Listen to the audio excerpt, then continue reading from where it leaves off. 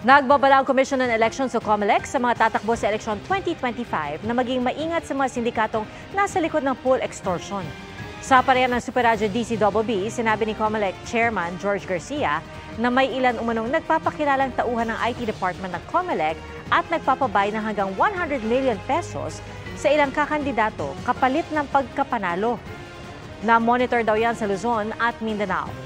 Modus daw naman ito na manghingi ng advance payment sa isang kandidato at para makumbinsi, sasabihin nilang ang kalaban ay gusto namang magbayad ng full payment. Makikipag-ugnayan daw ang COMELEC sa NBI para mahuli ang mga sindikatong ito.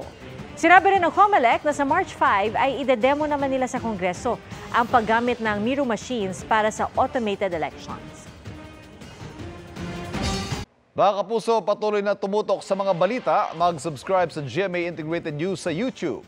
Sa mga kapuso abroad, samahan niyo kami sa GMA Pinoy TV at www.gmanews.tv.